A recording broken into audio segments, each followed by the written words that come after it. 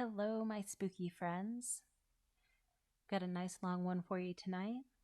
I know I was going to try and get one out last week, but it's been a little hectic and crazy. So I made this one a bit longer than I originally intended, which is why it's also not coming out on Tuesday like I had wanted. For one story in here, I do have a special guest who wished to remain nameless, and I'm sure when you hear that part of the story, you'll know exactly what I'm talking about. So without going on too much longer, I've only got a couple things to say. I now have a website where you can send me stories. Got a couple sent in already, and I'd love to do a subscriber story video. So if I could get a couple more, I can get that rolling, and I am very excited for it. I've got a link for the website in my community tab, so if you go check that out, it's pretty cool. My good friend Stories After Midnight created the website where I made my website. All right, well, that is enough rambling from me. I hope you all enjoy this video and have a absolutely wonderful night.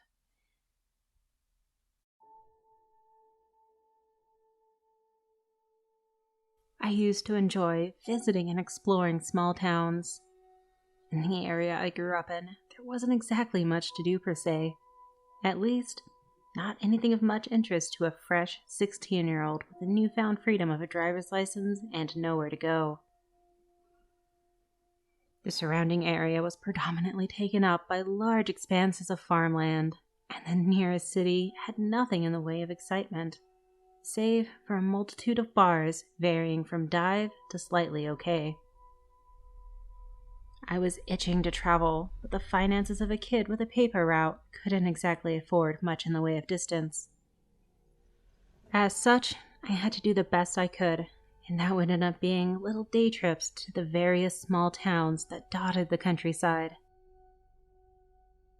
It started as a mere whim on a particularly boring day, but it quickly developed into one of my favorite pastimes. Those little pockets of humanity, isolated from the rest of the world in many ways, were endlessly fascinating to me. Each one was sort of like visiting a new country, similar to each other in certain ways, but each unique in its own. They each had their own communities, histories, and quirks. Some were more bland than others, but the little pockets of gold I'd find made the whole thing worthwhile, like some sort of grand treasure hunt. It never occurred to me at the time that sometimes those little communities might be isolated for a reason. I stumbled upon that town completely by accident. I was on my way to another town, one that I have long forgotten the name of, when I noticed something odd at a four-way stop that I had briefly paused at. Amongst the several signs at the crossroads, pointing off in each of the various directions, there was one in particular that stood out from the others. It was nearest to the bottom of the signpost, was heavily rusted, and mostly obscured by some shrubbery, whereas the other signs seemed to be almost brand new. This one alone seemed ancient and forgotten. It was more than enough to pique my interest. I pulled over to the side of the road and made my way over to the sign. I pushed aside the greenery in order to examine it further. It simply read, Roanoke, 5 miles, and pointed down a dirt road that winded off into the distance. Releasing my hold on the shrubbery, I glanced over at the other signs, noting that it was the only one that pointed down that particular road. I was sufficiently intrigued. Returning to the car, I marked the crossroads on my map before continuing on to my original destination. It would be a few more days before I decided to return and visit the town. In this time, I asked around amongst my friends and family to see if anyone had heard of the place before, and received mostly negative responses. My grandfather said that the name sounded familiar at least, but that was the closest I found to anything resembling information on the place. This was long before I ever had anything resembling an internet connection, and quite a bit before Google had mapped out and cataloged the entire world, so I couldn't exactly just go and look it up. Even if I could have, though, I wouldn't have wanted to. I had stumbled across the closest thing to a mystery that I'd ever experienced, and I wanted to uncover the truth on my own. The next free day I had, I returned to that crossroads and turned down that narrow dirt road. I could barely contain my excitement. It was the most I'd ever looked forward to one of my trips, and I felt like a kid on Christmas. It was entirely possible that I'd find nothing but socks and underwear inside this colorfully wrapped package I had uncovered. But until I tore open the wrapping paper, anything was possible. I drove slowly and carefully down the road. It felt less like a main road into town, and more like a dirt path onto someone's private property. Perhaps this wasn't the main thoroughfare I'd stumbled across, but rather just a back road of sorts. I couldn't say. It was far from a straight shot into town as well. The road twisted and turned through the country, taking the occasional sharp turn, and eventually made its way into an unusually dense patch of woods. In fact, it was closer to a full-blown forest. This was uncommon, as most of the natural woodland in the area had been reduced to thin strips of trees that ran in between the fields. Maybe it was a nature preserve of some sort. I rounded a corner, and all of a sudden, I came upon the town. The sight of it left me intrigued and slightly confused. The first thing that caught my eye was how old the houses seemed. It wasn't uncommon to see plenty of several-decade-old houses, often in various states of disrepair, populating the less fortunate neighborhoods in my area. But these houses were different. Whereas one might call those other houses decrepit, these houses would be better described as historical. They reminded me of the picture I'd seen of Amish communities in school. Was that what this was? With nothing resembling a parking space in clear view, I opted to pull over to the side of the road and park there. Swinging my door open and stepping out, I found my gaze drawn all about, examining the town in greater detail. From what I could tell from where I stood, the town was made up of about 20 to 30 buildings of various sizes and intended purposes, from homes to shops, and even what seemed to be a barn on the opposite side of town from where I stood. The buildings lined the sides of a pair of roads which crossed each other in the center of town, forming a town square of sorts where they intersected. The town square was pretty much just a large patch of grass, which the unpaved roads circled, and was dominated by a large tree in the center, the branches of which spread out to cast a shadow over the majority of the area. A splintering crack echoed out from behind, startling me. I turned around, my gaze falling upon a man standing in the yard of a house some distance away from me, the only resident in plain view. The man was dressed in old-fashioned looking slacks, a button-up shirt, and a black, wide-brimmed hat that shaded his bearded face. His appearance further cemented the idea in my mind that this town might be Amish. He had been in the process of chopping wood, but had paused, his steady gaze fixed upon me. I waved my hand in greeting, but the man did not return the gesture. He reached downwards, and with a firm tug, freed his axe from where it had been embedded in the stump in front of him. In an easy, relaxed motion, he rested the hefty-looking axe against his shoulder, his unwavering gaze never leaving me. That gaze made me feel incredibly uncomfortable. There was no sense of urgency or tension to his movements, giving off a very relaxed demeanor. But his gaze was anything but. It was an intense, piercing glare, filled with distaste, indignation, and most of all, anger. I was as confused by this as I was unsettled, not knowing what I'd done to upset the man. Needless to say, I didn't particularly feel like hanging around and continuing the impromptu staring contest I'd found myself in. I turned away and headed off towards the town square, wanting to see the sights of this intriguing town and hopefully find some more pleasant company. As I drew closer, I noticed that the tree at the center of the square had something beneath it. It was a wooden structure of sorts, stairs leading upwards to a smallish platform. Perhaps it was used for picking fruit or something like that. It didn't look like anything was growing on the tree though, other than leaves. Strange, maybe it was out of season. I wasn't able to examine it further though. As my gaze was drawn away toward the buildings that started to come alive around me, people began to peer at the windows and doorways of surrounding houses, peering out at me from within. There were men, women, and children, all dressed in a fashion as the men who had been chopping wood. It was just a few people at first. I figured they might not get too many visitors, and maybe they just wanted to get a look at me, or something like that.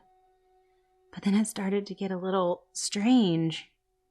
I stopped in my tracks and glanced about the street, realizing that it wasn't just a few onlookers anymore. It seemed as if every resident of the street was now poised at their windows and open front doors, just staring at me. I suddenly was very acutely aware of just how alone, how isolated I was. I was all by myself in a strange town of strange people, and nobody that cared about me knew where I was. I still don't know why my mind focused on this, but I realized in that moment that none of the houses had mailboxes. Such a strange detail to take note of, but it felt significant. And then they all started coming towards me. What was, at first, just a trickle of people exiting their homes quickly turned into a tide. Before I could even think to make for my car, they had already blocked my way back. They moved at a steady, slow gait, as if they had all the time in the world. I backed away from them as they drew closer. I was able to make out their expressions as they neared, and they all carried the same glare as the man I'd seen previously. The person in question was actually amongst them as well, having left behind this chore, but not the tool that went with it. None of the others were similarly armed, but they didn't need to be. I was sufficiently intimidated as is. None of them spoke or made a sound, save for the shuffle of footsteps as they steadily closed in on me. Somehow, that made it all worse. I had nowhere to go, really, save for further into town.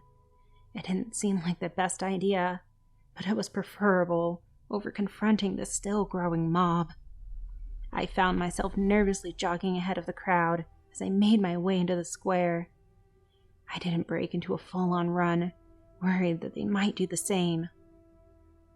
As I made my way into the square, I was briefly struck once again by how picturesque everything was. It was like a scene straight out of a period piece, or a snapshot taken from a history book. It was nice looking for sure, but I hardly had the time to spend appreciating it. Somehow, residents had already blocked off the other 3 roads, and were beginning to flow into the square. I didn't have the presence of mind at the moment to wonder how they were managing to coordinate all of this. My eyes darted about, trying to find a way out. In the square, there wasn't enough of a gap in between any of the buildings for me to be able to slip through. The only viable option seemed to be a slightly ajar door that led into one of the buildings. I could only hope that there was a back door or a window, that I wasn't cornering myself. There was a signboard just above the entrance that I briefly glanced at. It read, White and Lane's General Goods. No sooner had I slammed and locked the door behind me than I was met with a blunt object jabbed into my lower back.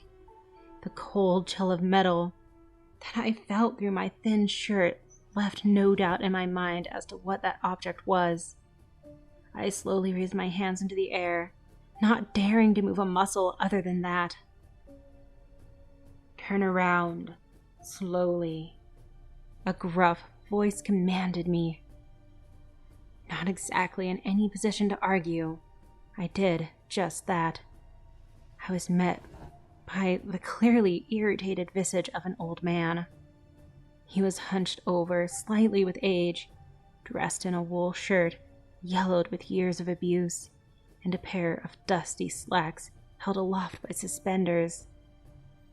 His long gray hair and beard, combined with his clothes, gave him this old-timey prospector sort of look. He was by far the oldest resident of the town I'd seen thus far.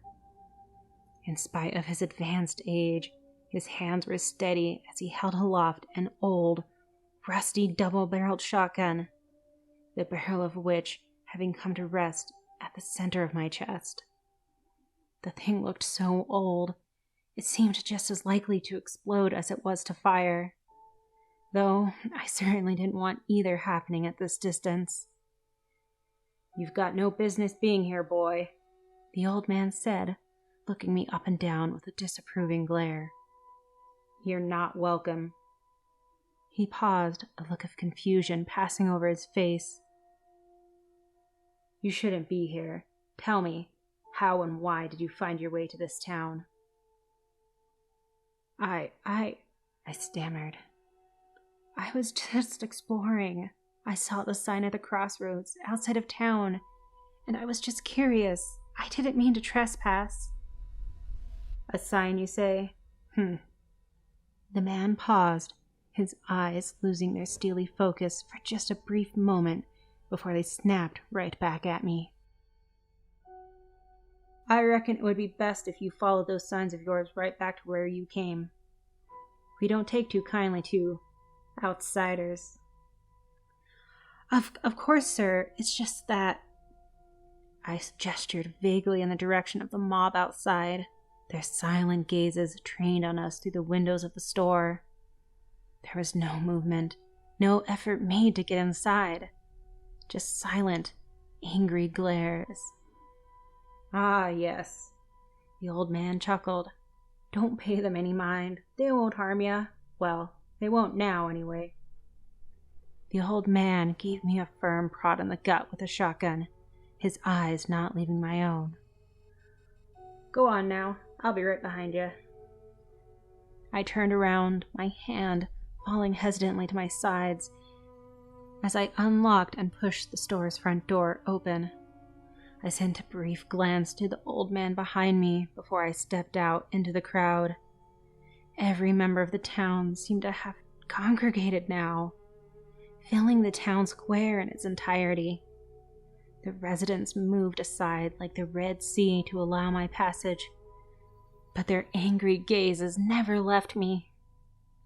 The crowd thinned out into nothing as we reached the edge of the square. The old man gave me a firm jab with the business end of the shotgun, which sent me stumbling out onto the street I came in on. "Go on now," the old man said, giving me a stern look as I briefly glanced back at him and the mob. "I imagine I shouldn't have to tell you to never come back."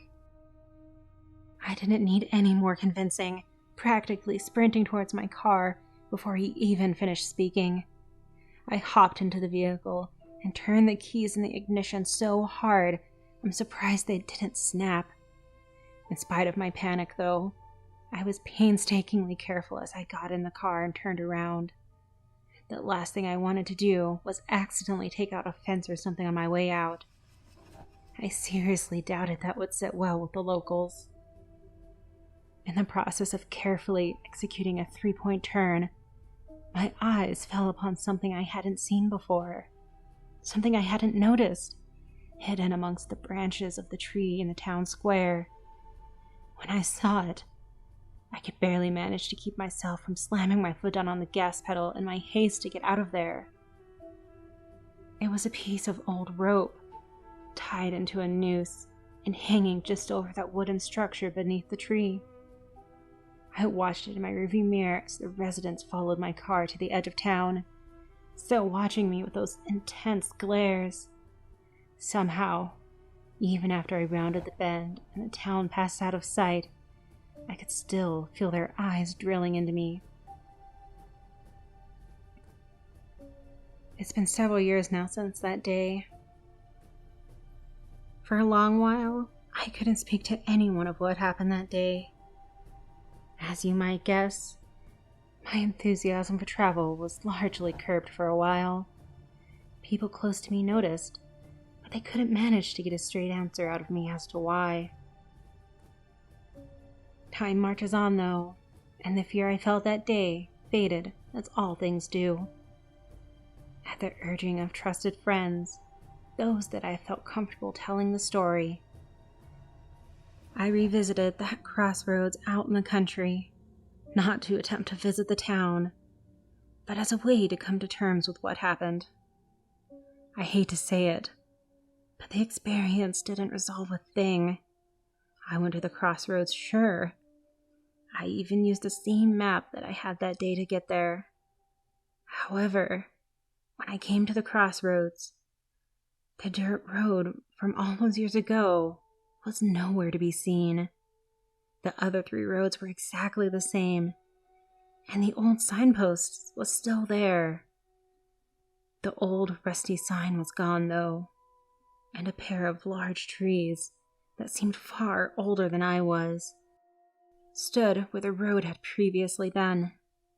Sadly, I can't end this story with any sort of satisfying conclusion.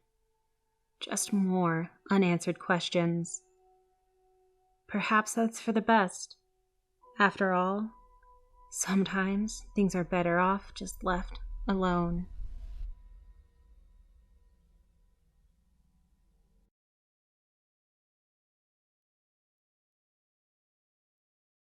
I was with some of my closest friends, and I admit we'd been drinking a little bit. For privacy, my name is Justin, and I was with my friends Devin and Wyatt. We were at Devin's place, in the camping trailer outside, and we'd been playing King's Cup, which is a drinking game for those of you who don't know. After some time, I had the brilliant idea of walking down the highway that the house was located on, just for the fun of it. It was nearing midnight at this point, but Wyatt and Devin agreed that it would be better than sitting around in the trailer doing nothing for the rest of the night. So we got our hoodies on and started walking. I was wearing boots, and Devin and Wyatt were wearing tennis shoes. This is important to note for later on. We walked for a couple of hours before I realized we were not too far from the abandoned church located somewhere between 5 to 10 miles away from the house, which I had been wanting to explore for a while now. I brought this up to the others, and we all agreed it'd be fun to walk around and see what was inside. Upon arrival, we noticed there was a padlock holding the front door shut, and on the padlock was written, "Please do not enter for your own safety." I scoffed at this, deciding it was just because of how run down the building looked, and kicked the rotting door movie style, not expecting anything to happen. However, the door did break through just wide enough for us to squeeze through the bottom. How I wish I heeded the warning on that padlock earlier. Once we were inside, I saw we were in a tiny room with another door on the other side of the room.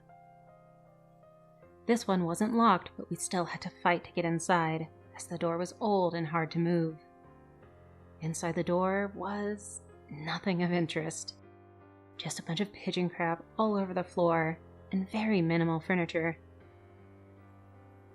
There was a piano on one corner of the room, a couple small end tables, and some silverware and bowls and books.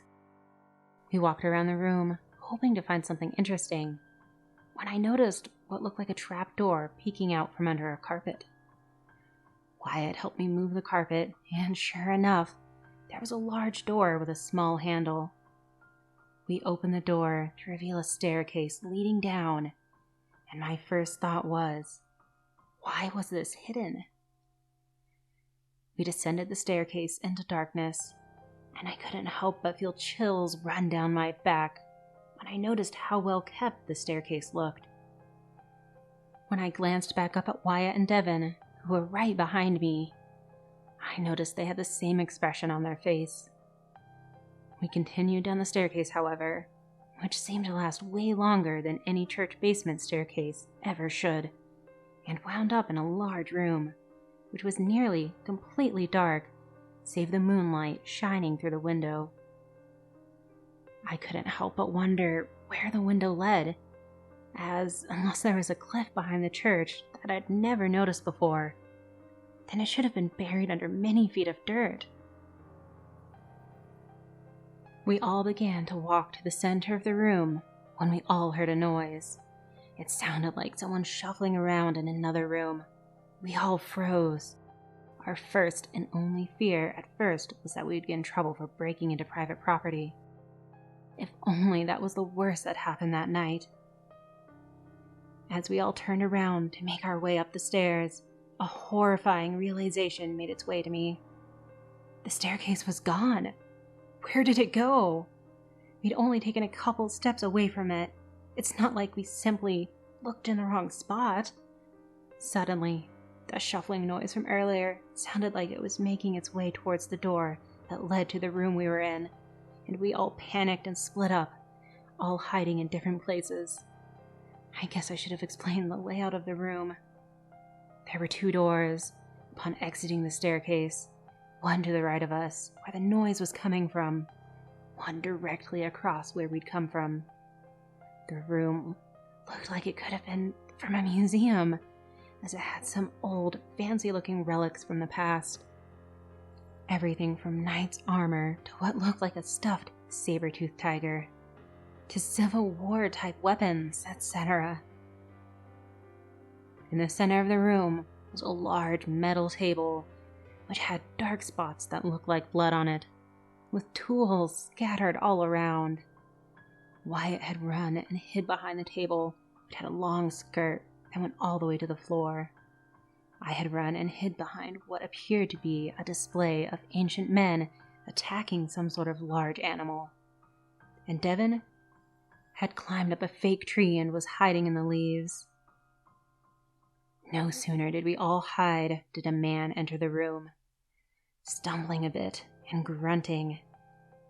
At first I thought maybe he was just drunk, but then he flipped on a switch and I nearly gagged. There was no way this man, if you could call him that, should have been alive.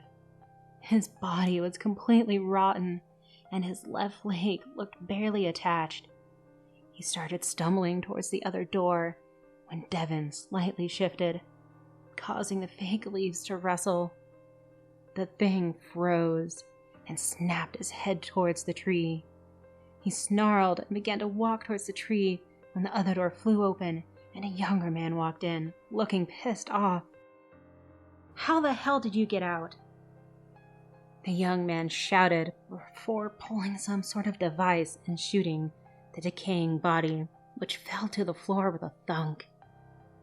"Alright, I wasn't going to do this yet, but you and your kind are getting way too good at escaping. It shall be done now." The man took off his jacket and hung it on the spear of a tribe's member, before dragging the decaying body to the center of the room where the table was. My jaw dropped when I realized that the table wasn't part of a display, but where the taxidermy took place. I'll spare you the details of what happened next, but soon the body was propped up next to an empty display, and the man nodded in satisfaction and admired his work before leaving the room. After what felt like hours, we all came out of hiding and walked to the body. There was a tag which read, "Modern Day Human, 2019. "What the fuck is this place?" Devin asked, his voice shaking. "I don't know, man, but we need to get out," I responded. As soon as the words left my mouth, the door flung open and the man from before walked in, glaring at all of us with hatred. "I'm getting real tired of dealing with trespassers," he said with anger in his eyes, before taking off towards us in a full sprint. We scattered, and because running through rooms, trying to find a way out, somehow me and Wyatt ended up getting separated from Devin. And soon, we realized the man must have chased Devin after seeing he was alone. Without saying a word, we ran the way we came, desperate to find our friend before it was too late. However, I was running out of breath from running in boots so long, and the adrenaline wearing off. We walked from room to endless room, and right when I began to think we would never find Devin, we entered a room. The man was standing over Devin, who was on the floor trying to crawl away. When the man noticed us, he aimed a gun at us. More specifically, he aimed a gun at me. "You'll make wonderful additions to my collection," he said and pulled the trigger. As soon as the bullet connected to my forehead, something unexplainable happened. My eyes flew open. I scrambled up in panic, looking around the room. Devin and Wyatt were doing the same thing. And after we calmed down, we realized we were inside the trailer again. What happened? How did we end up here? Was it all a dream? Days went by, then weeks, then a couple weeks. We never talked about this experience, but we all looked at each other knowingly. Now, normally, I would have brushed it off as us drunkenly hallucinating the same thing.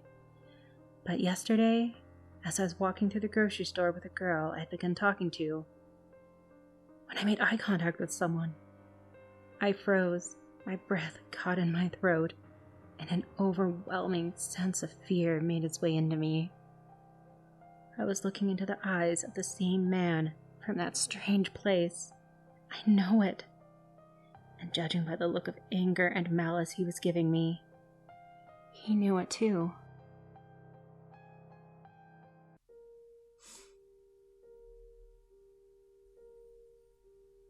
Disclaimer: I've omitted all references to where I live because no one's even supposed to know about this.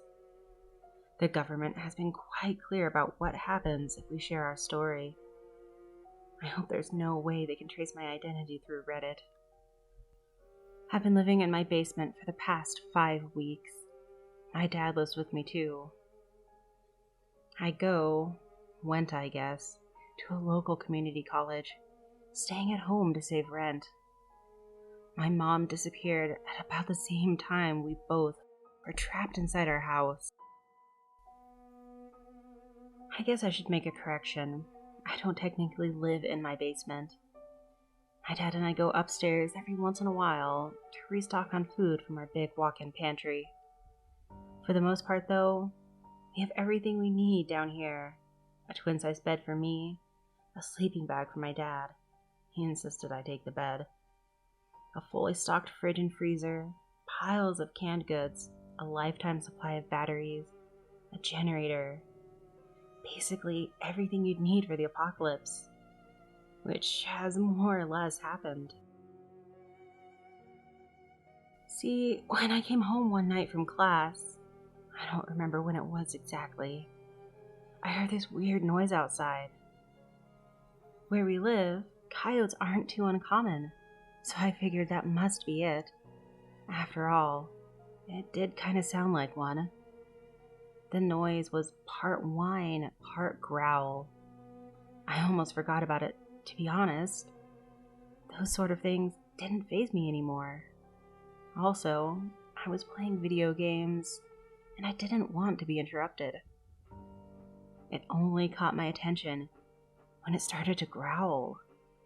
I refer to the thing as it, because I still have no idea what it is. I don't think anyone does. At that point, I went over to my window to look. There was nothing in sight.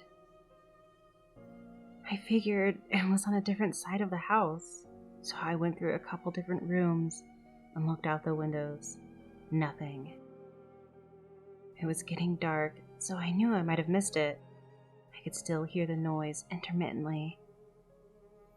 When I was going through the rooms a second time, my mom stopped me.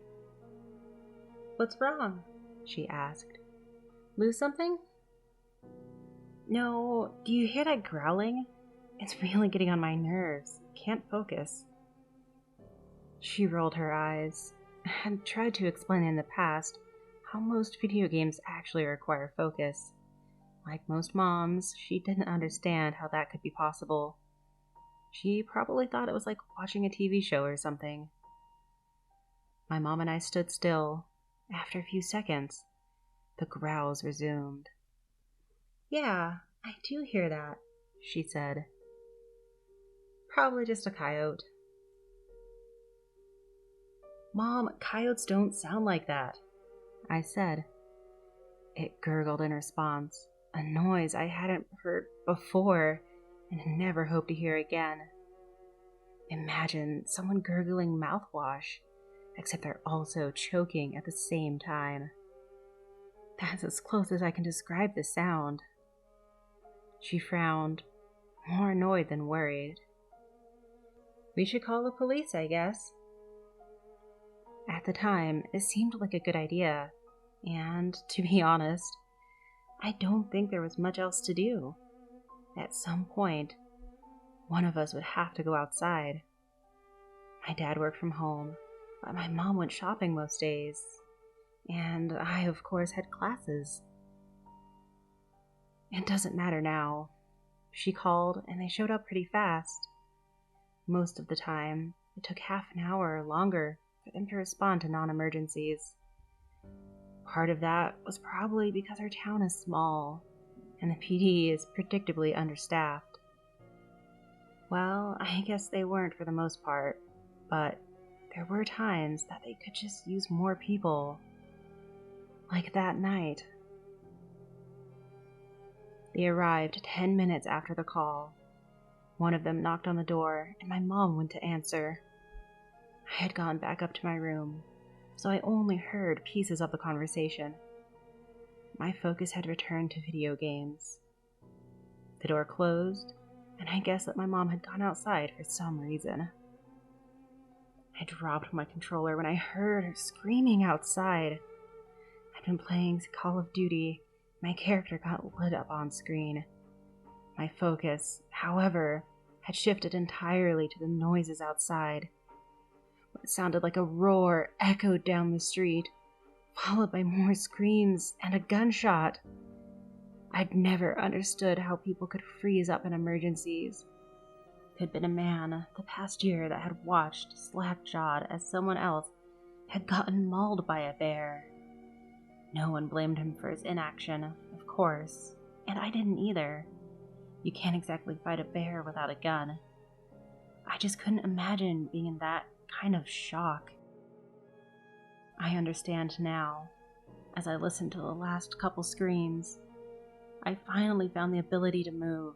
Part of me was denying what I'd heard, that there's no way my mom could have been dead. I was thinking worst case scenario, and I knew it. First of all, I didn't even know what had happened. It was possible that no one was hurt, that whatever animal had been outside had been killed. I knew that was wishful thinking, though. Something had gone wrong.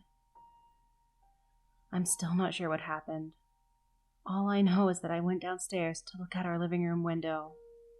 There was a trail of blood in the driveway, and a couple of scraps of what I thought had been an officer's uniform. That was it. No bodies, no stray gun, no other sign of violence. It should have been impossible. At that point, my dad said something behind me. I was still pretty shocked, so I hadn't heard what he said. When he shook me by my shoulder, I was able to listen. "What happened?" he asked. His face was pale, and he was panting like he'd just run a marathon. To my horror, I'd been doing the same thing. I'd probably scared him more than the screaming had. I have no idea, I stammered. I pointed out the window at the trail of blood. My dad took one look and ran into the kitchen. I'm calling the police, he said. Mom just did that, I pointed out. Then I remembered that my dad had been working in the office, probably with his headphones on. He used to own a local shop before all this shit happened, and he worked from home more times than not. I realized that he wouldn't have heard any conversation, though he clearly had heard the screams. He almost dropped his phone. Your mother was out there? He said calmly. Yeah, I didn't elaborate. There was no need. I sat down heavily on one of the couches. My dad went ahead and placed the call. They said they would send another unit out immediately, but we never heard back. We didn't even hear anything that evening, no matter how many times we called or frantically searched Google. My dad gave up calling to check in for the third time. We went the rest of the evening in silence. Neither of us remembered to eat.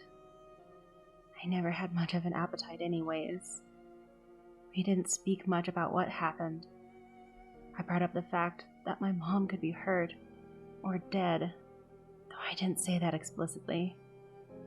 He had silenced me.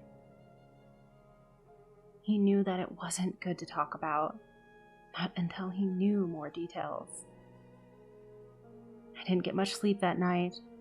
Video games could not distract me from the thing that had taken my mom. I gave up after a few minutes. Not even Reddit could distract me. So I just laid on my bed and stared at the ceiling until mercifully I fell asleep. My dad woke me up the next morning. You have to come see this, he said. The grim look on his face, combined with the prior day's events, were enough to jolt me awake. The local news was on. A blurred photo of something was shown on screen, with a giant question mark above it. I couldn't make out more details, except for fur and what looked like 4 limbs. The photo had clearly been taken while the person was running. The background was blurred too. Last night there was an attack at Redacted, the reporter was saying. People claim they heard a strange growling noise before an unnamed woman called the police. And that's where the story ends. No one heard back from the police or the neighbors. A second squadron was sent to investigate, but they found no clues of what happened. We are still waiting for further information. Damn it, I called them, Dad said. They just didn't pick up. I was willing to chalk up their incompetence to the PD. As I said earlier, we live in a small town.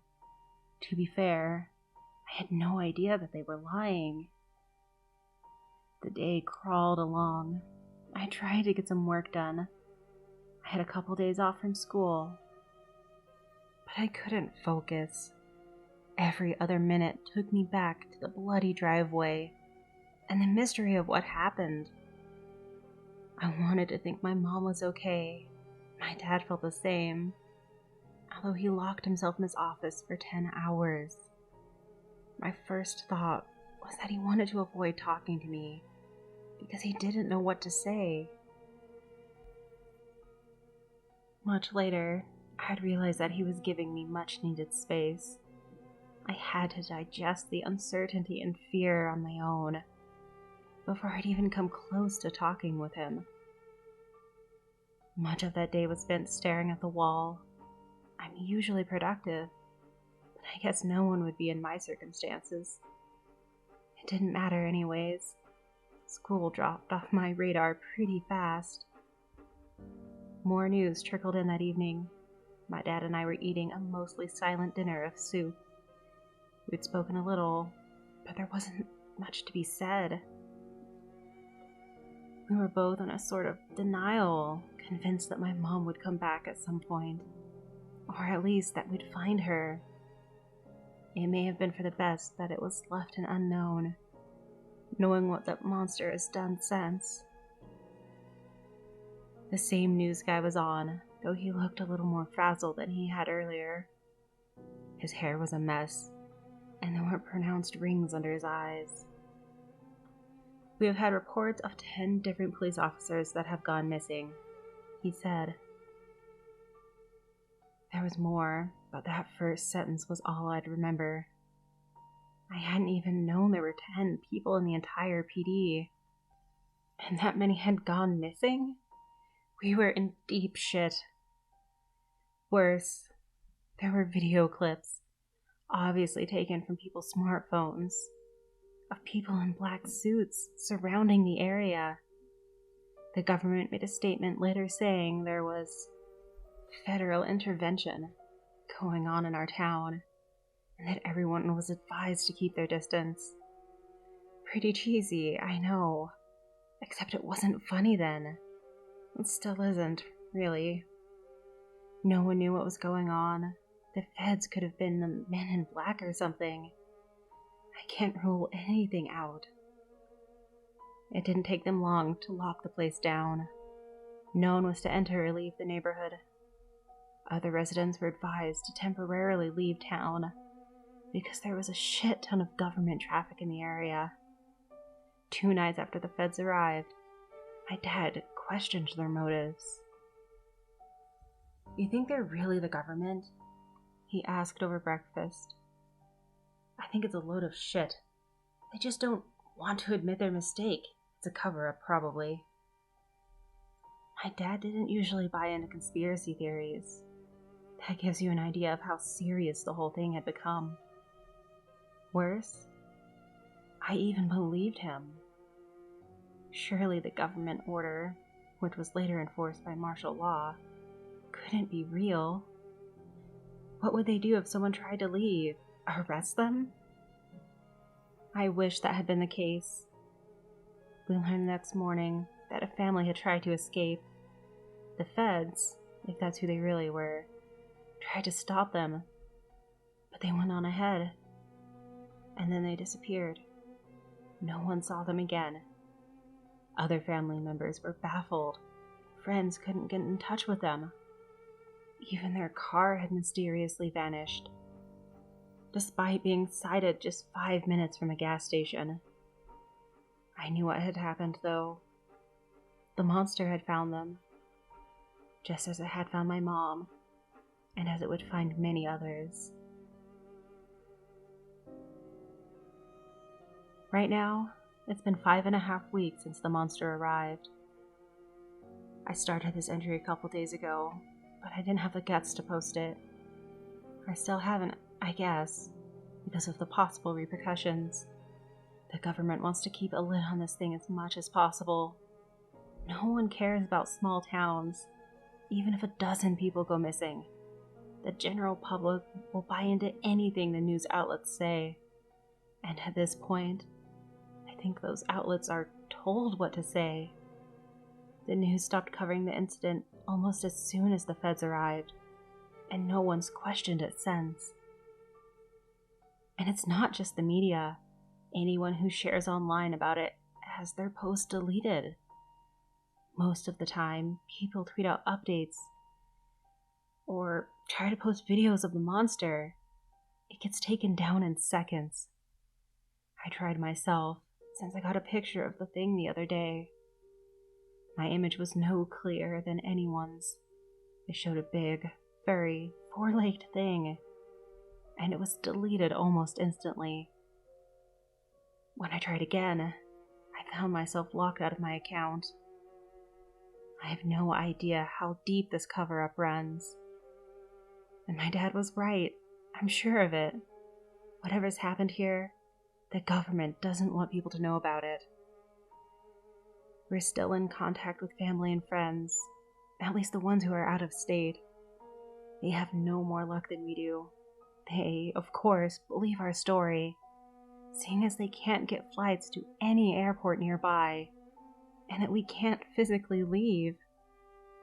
Anyone else views our story with skepticism, treating it as another internet conspiracy. To be fair, I would have too. Probably no one's heard of our town, or any towns nearby, and her family has no evidence to support what's happening. Everyone in our town, at least the ones we've tried to contact, have left or gone missing. My dad even checked our street one day, bringing his shotgun with him after we'd gone a couple days without hearing the monster. Everything was abandoned. There weren't even feds anymore, or policemen, or anyone of authority. We would have driven out then, had there not been a problem with our car. My dad's still trying to fix the engine. As I write this, I'm not sure what will happen next. My dad insists that we leave soon, but I'm hesitant. After all, that family that tried leaving a month ago vanished, and they had driven as far as 30 miles from our house. Nowhere nearby is safe. The car wasn't adequate protection either.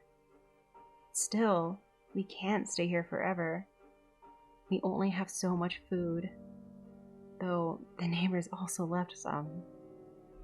And more importantly, I don't think we can stay sane spending a year in isolation.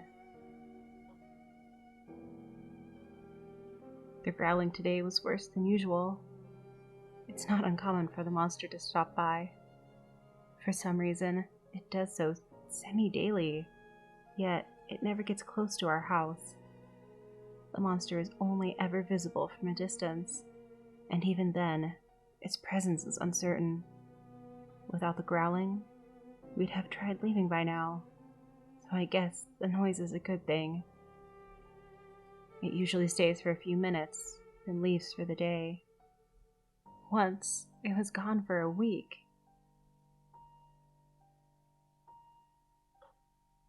My dad managed to fix the car today. Said it was something with a piston. I have no idea how he fixed it, or what the hell a piston does. He spent the last couple of weeks researching it online and teaching himself. Not like we have much else to do.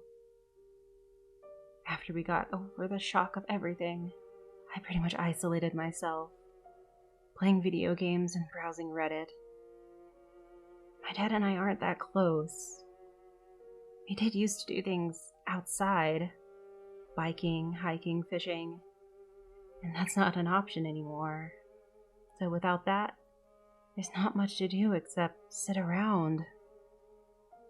We were both in a good mood tonight, with the car fixed, so I decided to broach the subject.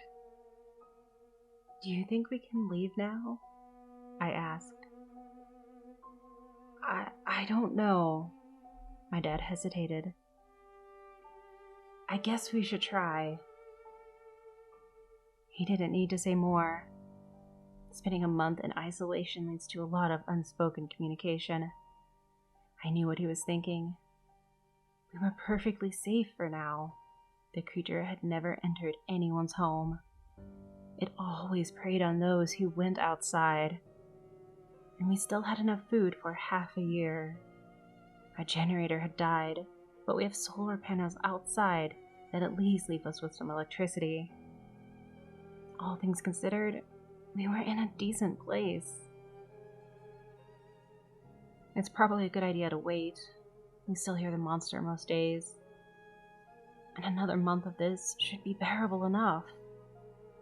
The first weeks were the hardest anyways. I think I'm getting used to being alone. I feel like I should try posting this, but I don't want to get my other accounts deleted. I tried again yesterday to post some images on my Instagram account. Not only did they get deleted, but so did my profile. And when I tried to make another, it gave me a strange error that I've never seen before. Some kind of error code with a bunch of letters and numbers. I suspect it's not a coincidence. My other accounts work for some reason. There doesn't seem to be much logic to the things that do work. For instance, we can talk with our cousins in Wisconsin as much as we want about the monster. As I've said, they believe us completely, even if no one else does. Problem is, There's no way to change that without getting some photos out. And it's not like anyone will come visit our town. And even if they did, they'd disappear before they could get the word out. For the moment, we'll stay put. But I don't know how much longer that will last. The temptation of leaving, even with a monster as a threat, is too great. It would have been better if the car had been functioning this whole time, so we could have exercised some self-control. I suppose it won't make much difference in the end. It's time to post this damn story. I don't care anymore. I'm posting it everywhere. My remaining Reddit account, 4chan, fanfic websites, anywhere that lets me post stories. It no longer matters if my post makes it out or not. By the end of today, I'll be either dead or far away from this town. Maybe I'll be able to share its name. When I do get out, it'll be nice to talk to other people. The conversations I have over the phone don't really count. It's hard to convey just how taxing this isolation has been. Now that I know we're leaving. The reason we're leaving is simple. The monster is gone. At least we think it is. An old friend of mine who happens to live in my state sent me some frantic texts earlier, saying that he knows we haven't talked in forever, but I just had to see something. No one else was responding to him, it seems. I should feel flattered that he remembered me at all. I had to think for a while before I even recognized his face. He sent pictures. Like me, he lived in a pretty small town, though it's a little bigger. About 10,000 people versus the couple thousand in mine. There's not just one monster anymore. There are dozens of the things. For some reason, all the photos turn out blurry, just like the ones I've tried taking. I can't say I'm surprised. I still sometimes find myself doubting what's happened, convinced that I must be going insane. If it wasn't for my dad, who has been as stoic as ever, I would have ventured out already and yelled for the thing to come get me. The monster near us hasn't appeared in some time. It's been at least 3 days, maybe 4. I haven't exactly kept track. I think we realized this morning that something was up. Not hearing it has been more noticeable at this point. My dad thinks that it might have moved on, that now was our best chance of escaping. I'm not sure that I agree, given how many my old friends saw. But I can't deny one fact. We'll either leave or die of starvation. It's not a tough decision, even when we might be heading towards our deaths. I'm ready. I'm sick of waiting. I didn't realize it until our car got fixed, but I've been wasting my life in this house. Sure, we might die going outside, but what's the difference if we have to leave anyways? My dad won't wait for us to starve. I won't either. He risked going over to our neighbor's house this morning. To my surprise, he made it back unscathed. We now have 3 guns and a shit ton of ammunition. The neighbors even had an old Lee Enfield sniper from World War II. It seems to work. My dad tested it out. I told him it was too risky, that the monster could be drawn to us by the noise, until he pointed out that we'll be driving for hours anyways. Plenty of time for the thing to catch us, if it's going to. And we know that if it wants to, it will. God knows how many it's taken. Wish me luck. I really hope someone reads this. And if I don't make it, but this still gets out there, keep an eye on the news. The second you hear about a strange animal, or see blurry photos of a black and gray behemoth, get the fuck out of wherever you live. Maybe out of the country. It's possible the monster's averse to heat or cold. Probably cold. If we do make it out, we're headed to Canada. I'll post if we make it out safely, and if this post even survives.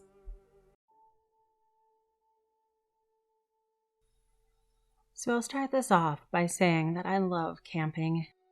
It's my hobby that I do every weekend to clear my mind. But the thing is that I'm not your usual camper. Like, I don't go to spots that everyone knows about. I go to the deepest, most secluded parts of the forest that most people consider not reachable. And I'm usually going alone. This time was not very different than most of my camping trips. I hopped in my old Ford Ranger, which usually had some trouble starting up, traveled a couple hours into the pine forest until I reached a very suspicious-looking dirt road. The thing is, I like suspicious-looking dirt roads. They usually take you to the best camping spots. I got onto it. It was very unkempt. Looked like a car hadn't driven on it in at least a year, but my old truck didn't have any trouble driving on it. I drove for what seemed like an hour until the road ended in a small clearing. I parked my truck and got out to look around. I realized that I am in the middle of nowhere, which, oddly enough, was a good thing for me. I got all my gear with me and started walking toward the woods. When I reached the tree line, an odd feeling of uneasiness descended upon me, like when you're alone in the house and suddenly the power of the whole neighborhood cuts off, and you feel like something is about to come and rip you to pieces. Or is it just me? Anyway, I thought a little, but ignored it as the usual forest creepiness. I started walking deep into the forest. And as I say deep, I mean deep. Like walking a couple of hours through fallen trees, big rocks, hills, and anything related. Finally, I found a small stream, and by small, I mean like 9 feet wide and 5 feet deep at most. It had a small clearing on the edge, and I decided this was my home for the next 3 days. I set up my tent and got a small fire going. By this time, it was 4:30 p.m. and the sun was starting to set, but it was quite dark since the trees covered most of the sunlight anyway. I decided it was the perfect time to sit down and crack a beer that I had left to cool in the river earlier, and relax. By 8 p.m., I started getting very sleepy. I gathered my stuff, collected all the trash and leftovers, put them in a bag, and hung them in a tree some 100 feet away to keep the bears away from my camp. I got in my tent and quickly fell asleep. I had a dream that night. I was at the tree line where I parked my car. I felt that feeling of uneasiness again, but this time, it was different. It was stronger. As I was about to start walking into the forest, I heard a strange noise, like a stick breaking from heavy weight, but hollower. I turned to the source of the sound to see a tall, skinny shadow standing 100 feet away, on the other side of the clearing, just at the tree line behind some bushes, which it was towering over by at least 12 feet. Of course I got scared, turned around and tried to run, but you know how dreams are. My feet just couldn't get any grip to the ground, like some invisible force was holding me back. I turned around to see that the shadow was now slowly walking towards me and making a crack with every step. When I saw that, sheer terror descended upon me. I closed my eyes, and when I opened them, I was in my tent again, sitting and breathing heavily. Weird, I thought, as I didn't remember waking up. My rationality got the better of me. After all, it was just a dream, right? People sometimes don't remember waking up from terrible dreams, right? Anyway, it was around 9 a.m., and I proceeded with my daily duties, which consisted of looking around the camp for any trails from wild animals, gathering some wood for the night, and checking the trash bag that I hung from the tree. I started by collecting some wood from the surrounding forest, then checked for any trails, and didn't find any. Until I headed for the trash bag, that is. When I got to the tree that it should have been hanging from, nothing. And by that I mean absolutely nothing. No bag, no trash. My first thought was bears, but no. As far as I'm aware, bears don't eat beer cans and plastic bags, right? I looked around for any signs of wildlife, but nothing, except some weird, small holes in the ground. They looked like someone took a big, sharp stick and stabbed it into the ground. The weirder thing is that they were spaced like footsteps. My first thought was maybe another camper, but that didn't seem rational. Like, who would come this far into the forest in the middle of the night just to steal my trash bag? Anyway, I followed the footsteps. They circled a couple of times around my camp, which was creepy enough, but then they headed straight into the river.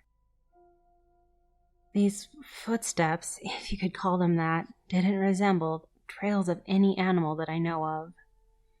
I got creeped out and didn't follow them any further. Some time passed.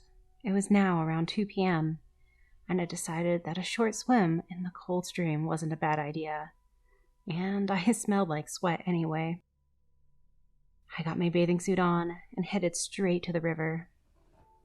I jumped in the cold water and immediately felt refreshed and cleansed. I swam around and jumped in the water for a bit. Then it hit me. The footsteps. Maybe I should go back and try to follow them again. I got to where they entered the river, checked around for where they would have exited the water, and after about 15 minutes of searching in the cool water, I started to feel quite cold, and right as I was about to head for my camp, I saw them. There they were, the same weird holes in the ground, on the other side of the riverbed. I got out of the river and started following them again. About 50 feet in, I noticed that the footsteps suddenly came to a complete stop. I looked around to find more, but no luck. It's like the person, or should I say this thing that left them, suddenly disappeared into thin air. I got creeped out and decided to just leave whatever left those weird holes alone. I got back to my camp. I dried myself, ate some canned beans, got a decent fire going, and drank a beer while relaxing around the campfire. By this time, it was 5 p.m. and the sun was already set, covered by the thick pine forest. Time for a relaxation, I thought. 2 hours in, and I started feeling sleepy again. That is until I heard it. The hollow noise of a stick being broken that I had heard in my dream last night. Shivers ran down my spine, and a sudden feeling of dread filled my whole body. A bear, I thought. But no, there was no trash bag that could attract it this time, and the sound was coming from the total opposite direction, from where those footsteps ended. And then again, crack, crack, like someone was walking in a big hallway, with the cheaply made wooden heels that broke with every step. I turned around, and there it was, on the other side of the riverbed, that skinny and tall shadow, illuminated only by the moonlight. It was just standing there, observing me. I just stared at it in horror as my mind was racing with thoughts of what to do. Then it hit me. I always carry a gun on my camping trips. I jumped out of my resting spot, running straight for my tent to get my .308 Winchester bolt-action rifle. As I reached the tent, I unzipped it, opened the little door, and the second I entered it, Everything got black. For literally a part of a second. It was like when you suddenly step up and your peripheral vision goes dark. And there I was, laying next to the campfire, which had already stopped burning. I noticed it was starting to get bright outside. I checked my clock, and 7 a.m.? How is that possible? I was just in front of the tent. Did I fall asleep and not notice? Was I that sleepy last night? I had so many thoughts running through my head at that moment. A couple of minutes passed, and I shook it off as another dream. Weird, very realistic and scary dream. But just a dream, right? I started going for my daily duties just like the previous day. I checked for wildlife trails. I gathered wood. I checked the trash bag, and then... What? The trash bag? I didn't leave a trash bag last night, did I? But there it was, hanging from the same tree. Was I going crazy? Losing my mind? Or is there someone that's playing tricks on me? I stood there for a second and thought about it. A sudden blast of courage got over me. I got my gun from my tent, loaded it, and headed to where I last saw the creature last night. I crossed the river, looking around for the footsteps. It wasn't hard to find them. They were right where I saw the creature last night. I followed them, pointing my gun at every sound I heard. I walked around 10 minutes until I came across another clearing in the middle of the forest. I looked around for more footsteps, but there weren't any, and then it hit me again. The last 2 footsteps were a bit deeper than the previous ones. It means the creature didn't vanish. It jumped. I immediately looked up to the trees above me. Nothing. I looked around the clearing. Still nothing. Then I checked the top of the trees, and there it was, on the other side of the clearing, right in front of me, some 250 feet away. It was just standing there, at the very top of one of the pine trees, staring at me, observing. I pointed my gun straight at it, then squeezed the trigger. And right as the gun fired, the thing, it just jumped off the top of another tree before the bullet could even hit it. Then another tree, and another, still making that stupid cracking sound with every jump. It was getting closer to me, and then I just ran straight to my camp. When I was in front of my tent, I couldn't hear the cracking anymore, but still pure fear was all over me. I grabbed the most important things from my camp, like my phone, wallet, and some more ammo for the gun in case I needed it later. I then ran straight for my car. Deep inside me, I knew that my car was at least a 3-hour walk from my camp, but that didn't deter me, as I ran as fast as I could, as far as I could. Of course, my body couldn't keep up with all that running, but my mind was stronger. When I couldn't run, I sped walked. I just couldn't stop moving. I was so scared even when I hadn't heard a sound in about an hour, which was kind of eerie on its own. But I didn't care. I just had to move as fast as I could. About 3/4 of the whole distance, I just couldn't run or even walk for that matter. I needed to rest, even if my mind didn't want to. My body couldn't keep up with it. I stopped behind a fallen tree and sat down for a second. I was sitting there no more than 3 minutes. Then I heard it. That fucking cracking sound. I was filled with terror and immediately started running, even if my body wasn't ready for it. Finally, after what felt like days of running, I saw the clearing where my car was parked in the distance. I felt relieved, but not for long. As I got closer to the car, I heard the cracking again. This time, it was very close, like 100 feet away at most. I really thought this was the end for me. That thing, whatever it was about to get me. I just accepted my fate I slammed into my car's door.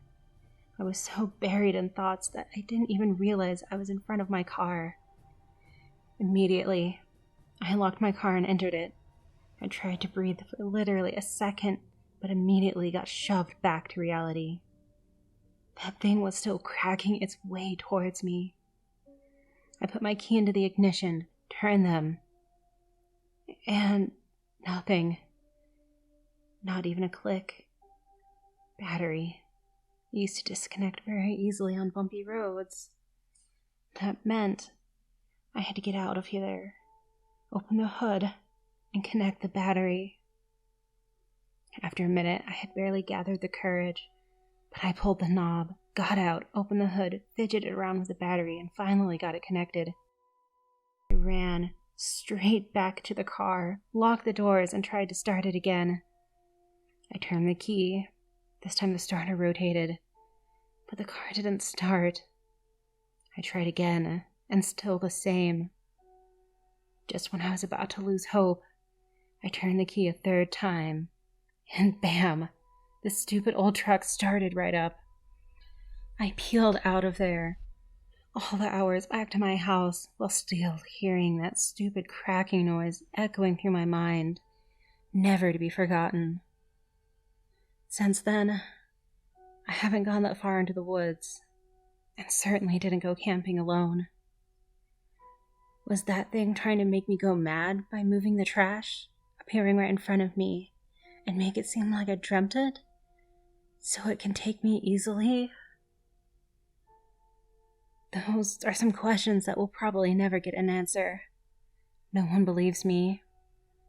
I don't know even if I believe myself anymore. Maybe I am really just going crazy. Guys, if you have any idea what that thing was, please inform me. And remember, never go too far out into the woods, especially alone.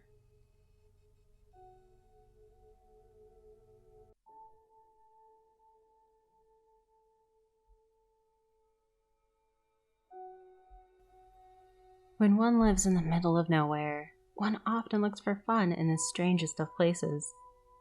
The most common place to look is the internet. One can find activities ranging from how to create your own slime to how to change your eye color by just listening to this song over 100 times.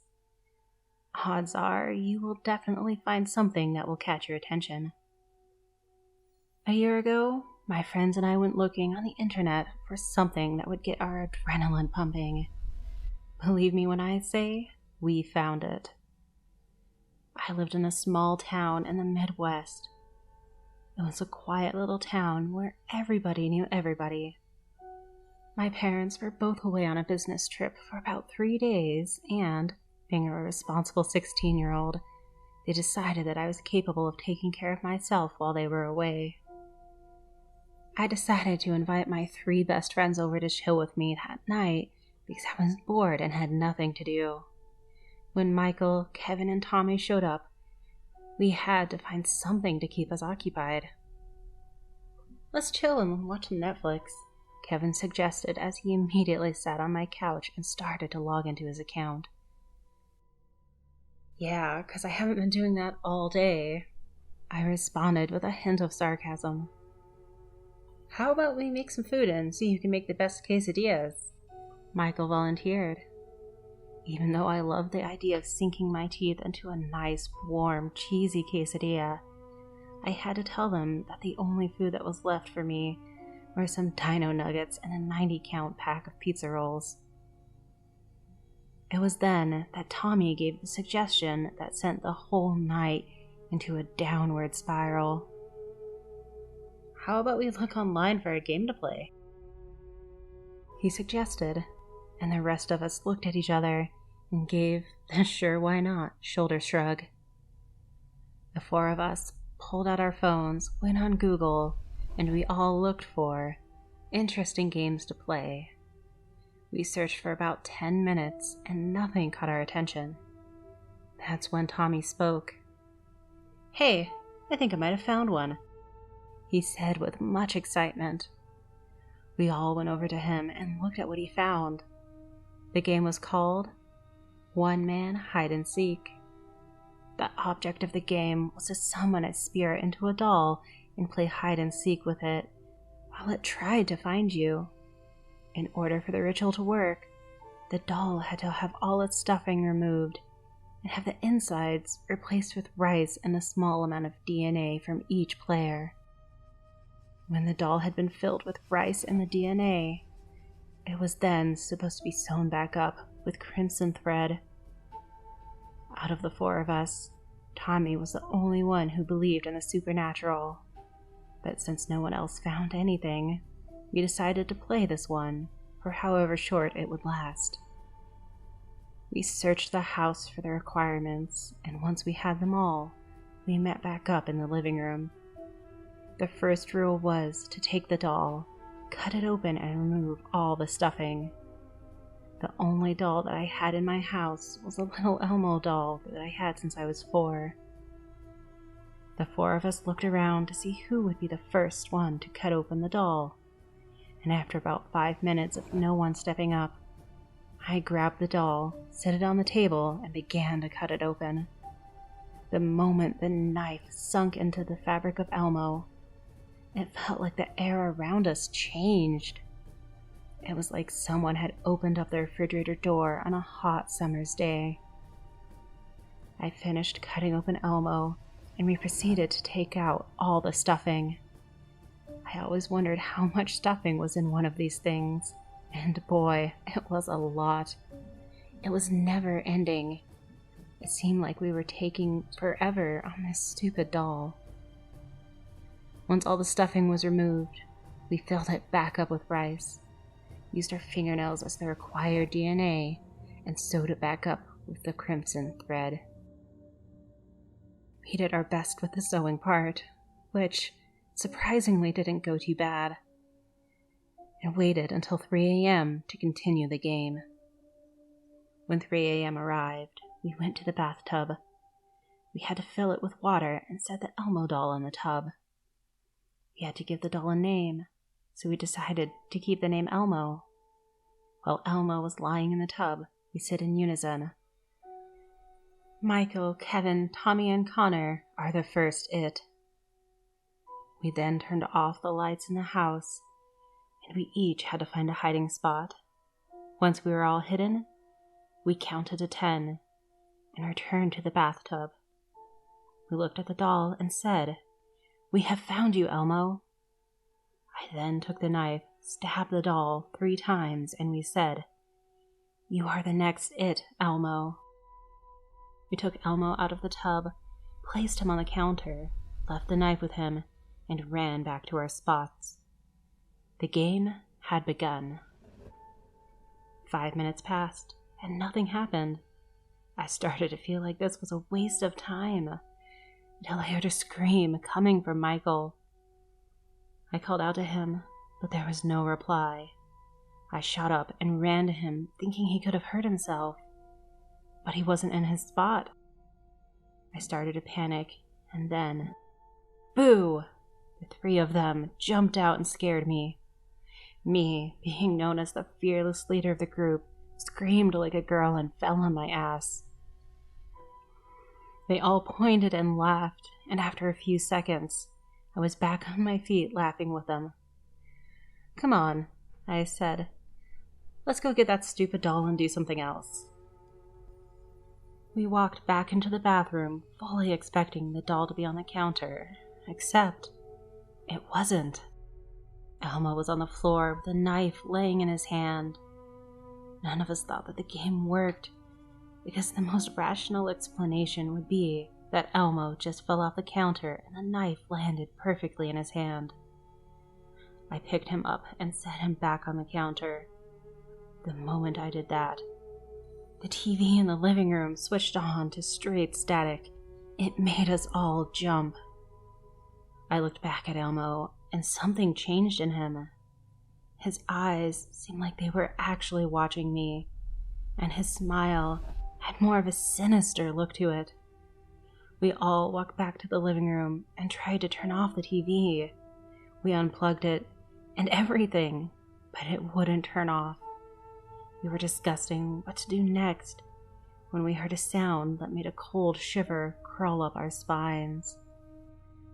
La la la, la la la, Elmo's world. The four of us slowly turned our heads, and the sight we beheld was that of pure horror. Elmo was standing in the bathroom doorway with a knife in his hand. He stared at us like we had killed his pet goldfish and was out for blood. He took a step towards us and raised the knife. He took another step and said, Elmo wants to play. Then he charged.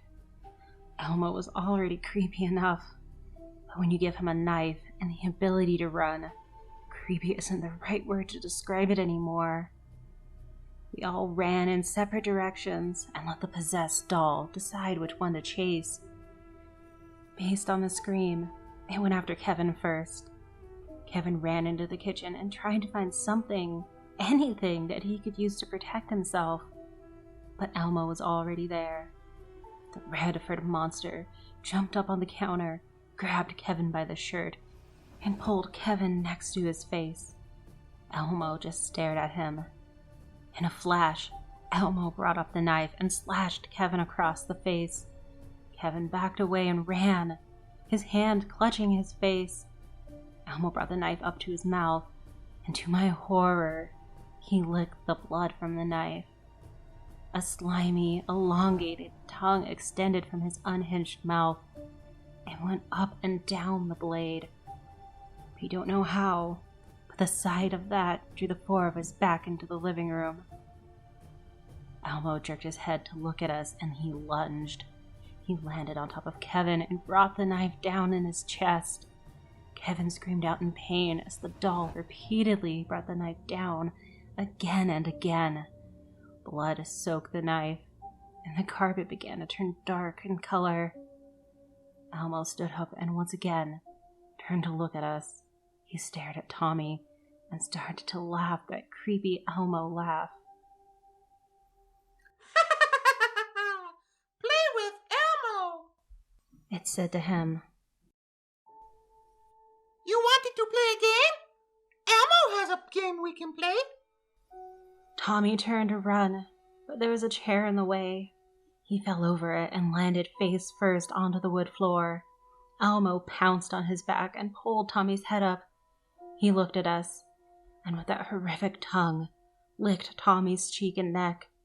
He began to laugh as he brought the knife to Tommy's throat. With one swift move, the knife cut his neck like warm butter. Blood began to spurt out of his neck, and it sprayed like a sprinkler. Michael and I were showered in a crimson curtain while we could hear Elmo's laughter. Urgency took hold of us again, and we turned to go up the stairs. We ran straight for my room and hid in the closet. Oh man, Michael began to whimper. What do we do? Tommy and Kevin are dead. How do we beat this thing? We pulled out our phones and frantically went to the website that gave us the steps to this infernal game.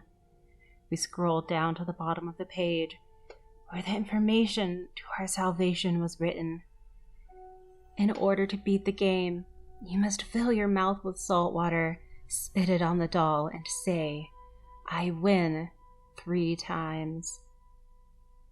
For the first time since the stupid doll came to life, we had a brief moment of relief and hope. But before we could make a move for the kitchen, we heard him. I'm on the first step. I'm on the second step. He kept counting each step until he reached the top. We could hear him walking in the opposite direction of my room. He was scraping his knife across the walls as he searched for us. Elmo wants to introduce you to his friend, Mr. Noodle. Michael and I stuck our heads out of the closet. We made sure the coast was clear and quietly made our way down the stairs into the kitchen. We made it there without any incident and began to prepare our weapon. Michael had barely taken a mouthful of the salt water when he heard a huge crash. We turned around and we saw Elmo standing on the counter, just staring at us. His knife was dripping with blood. His fur was soaking wet where the blood had continued to rest on him. And his mouth was in a sinister smile. He just stood there, watching us with those huge eyes, waiting. Then out of nowhere, he leapt off the counter at us. Michael spat the salt water at Elmo's face, and he let out a scream that will be forever engraved into my memory. It sounded as if Elmo was being torn apart. He hit the floor and began to spasm. Smoke seemed to rise from his body, and it looked as if he were melting. His scream filled the entire house, but we heard it in our head the most. It felt like talons were scraping across our brains and tearing our eardrums. The more he spasmed and smoked, the worse the scream got. All of a sudden, everything stopped, and for the first time for what seemed like hours, it was quiet. Michael and I slowly made our way to Elmo's carcass. We stood there for about 5 minutes, waiting for something to happen. Nothing did. Relieved, we picked up the doll.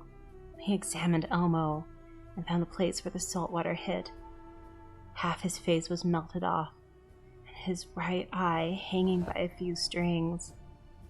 His right arm was almost completely disintegrated, and his right leg was so destroyed that we were afraid that it would fall off at any second. We sat him back down on the ground and discussed what we were going to do with him. Out of nowhere, we heard a deep, guttural, demonic laugh, and Elmo sat up and drove the knife through Michael's foot. Michael howled in pain as blood began to pour out of the wound. In a demonic, strained voice, Elmo said, You didn't do it right! You didn't do it right! He withdrew the knife and slashed at Michael's Achilles tendon. He collapsed hard, and the creature was on him in an instant. He rose the knife above his head, and with a scream that could only have originated in hell, drove the knife straight through Michael's skull. I didn't move. I couldn't move. As Elmo pulled the knife out of Michael's head and limped towards me, I just stood there. La la la, la la la, Elmo's world. He kept singing that song as he inched closer to me, knife above his head. This thing was no longer Elmo. The places that had melted away had been filled in by what I could only describe as the entity that had possessed the once beloved character. I could see gray skin that seemed to bubble and ooze a slimy mucus-like substance. From his fingers, now extended claws. Half his face was still of Elmo, but the other half. The other was most definitely not. It was the same bubbly gray, mucus-covered skin. His eye was straight white, with a single red dot that I assumed was his pupil. His teeth were sharp and pointed like a shark. The demon hobbled towards me and continued to laugh. It was a terrible mixture of half Elmo and half demon. The closer he got, the more his jaws unhinged, and the more that serpent-like tongue flicked towards me. The thing wearing Elmo's skin was going to be the last thing I saw on this earth. This was it. I was going to die. Wait, I said to myself. The salt! I still had the salt in my hand. I unscrewed the top and threw the entire container at him. He screamed in agony as he was covered in salt. Seeing my chance, I ran out the door. I ran to the nearest police station, which was thankfully only about half a mile away, and I told them of the events that had just unfolded. The police didn't believe my story that a possessed Elmo doll had killed my friends. Who in their right mind would? They taped off my house and called my parents. They arrived the next morning and saw the carnage that was now in their home. I walked into the kitchen to see what creature laid beneath the salt. An officer followed me and pulled me back. With a gloved hand, he picked up the Elmo doll. It looked as if it had been set on fire. The fur was black, and the areas where the salt water hit when Michael spat on it still looked disintegrated. But the demonic skin underneath was gone. As the officer walked away, I could have sworn I saw the doll blink. The court found me guilty for the deaths of my friends, but my lawyer told me to take an insanity plea. I was committed to a mental institution, where I still am to this day. A year has passed since that night, but I can't forget it. Every night, the memory becomes more and more vivid. Every once in a while, I think I see a quick flash of red fur out of the corner of my eye, and it always seems to get closer to me. When that happens, I hear that distinguishing voice in my head. You didn't do it right. You didn't do it right. Ha ha ha ha. Today was a different day, however. In my cell, I could see Elmo standing right in front of me. He just stares at me with those white eyes. He slowly begins to hobble towards me. Then he began to sing. Elmo loves his goldfish and his crayons too. I locked eyes with him and began to sing as well. That's Elmo's world.